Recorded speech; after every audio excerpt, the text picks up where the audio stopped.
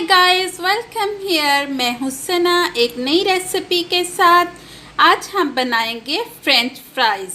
इसके लिए हमने पोटैटो लिए हैं दो आलू ले लिए हैं हमने, जो कि छील के हमने इनको पानी में डाला हुआ है। अब हम इनको कट करेंगे, इनके पीसेस करेंगे। फ्रेंच फ्राइज़ के लिए आलू के एक जैसी कटिंग होना बहुत ज़रूरी है। हमने साइडों से आलू के इस तरफ से भी और इस तरफ से भी ये पीस काट दिए हैं। उसके बाद हम ये पीस कटने के बाद अब हम इनको इस तरह से दरमियान में से पहले 3-4 पीसेस हमने इसके किए हैं। ये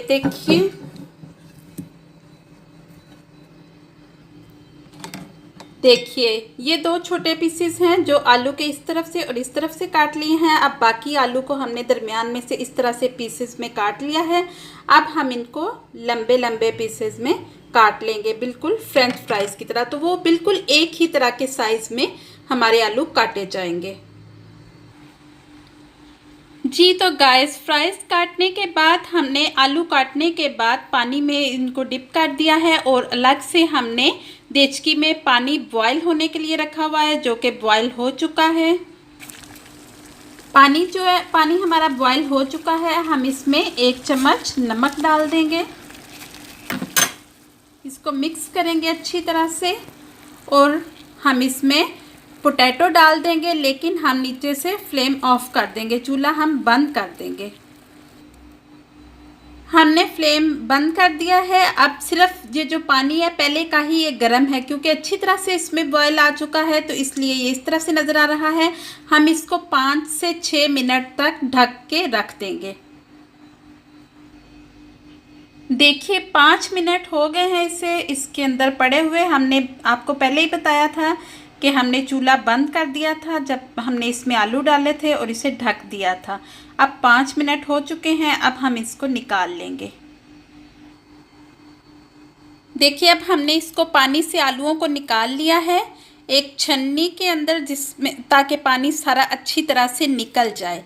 इसके बाद हम इनको आलूओं को उठा के पेपर टॉवल पे या फिर जो किचन टॉवल है, ज़्यादा अच्छा यही है कि आप किचन टॉवल के ऊपर रख के इसको अच्छी तरह से ड्राई करें। जितना अच्छी तरह से ड्राई होगा फ्रेंच फ्राइज़ उतने ही अच्छे बनेंगे। तो अब हम इनको डालते हैं टॉवल पे।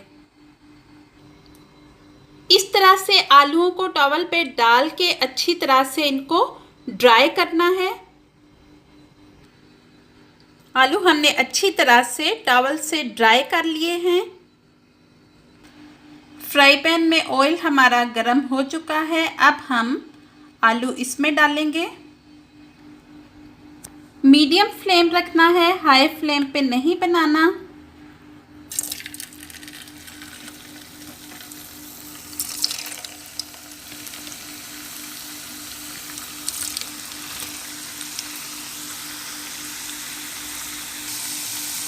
बहुत ज़्यादा नहीं हमने पकाना, सिर्फ 1 मिनट तक हम इसे फ्राई करेंगे और निकाल लेंगे।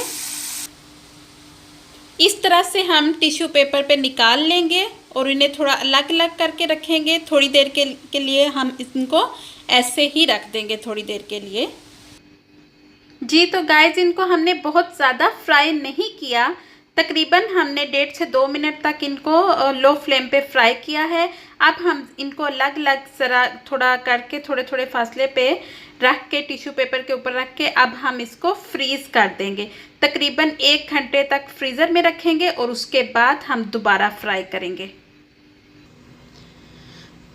गाइस 1 घंटा हमने इसको फ्रीज़र में रखा है। अब हम इसको दोबारा से फ्राई करेंगे। 1 घंटे तक हमने रखा है। आप चाहें तो ज़्यादा देर तक भी रख सकते हैं, या आप पैकेट बना के फ्रीज़र में इस तरह से रख दें और जब चाहें आप इसको फ्राई कर लें। अब हम इनको फ्राई करेंगे। ऑयल अच्छी तरह से गर्म हो चुका है। अब हमने फ्रीज़र से निकली हुई फ्राइज़ इसमें डाल देनी है।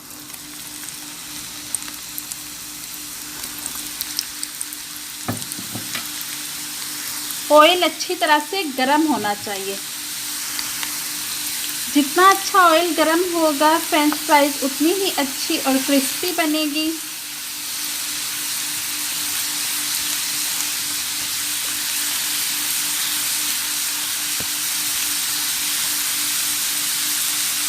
देखिए हाई फ्लेम पे अब हम इसको फ्राई कर रहे हैं। तकरीबन 1.5 मिनट तक इसको फ्राई करेंगे अच्छी तरह से। गाइस मज़ेदार फ्रेंच फ्राइज़ बिल्कुल रेडी हैं। अंदर से ये फ्लफ़ी हैं और बाहर से क्रिस्पी हैं। हम आपको खा के भी दिखाते हैं। देखिए, और ये अंदर से भी इसको देखिए, ये जो अभी मैंने खाया है अंदर से ये काफ़ी फ्लफ़ी है और बाहर से क्रिस्पी। बहुत ही अच्छा टेस्ट है। आप भी अपने घर में ट्राई करें। अगर रेसिपी अच्छी लगे तो इसे ज़रूर ट्राई करें और मेरे चैनल को सब्सक्राइब करें। वीडियो लाइक और शेयर करें। दुआओं में याद रखिए। अल्लाह हाफिज़।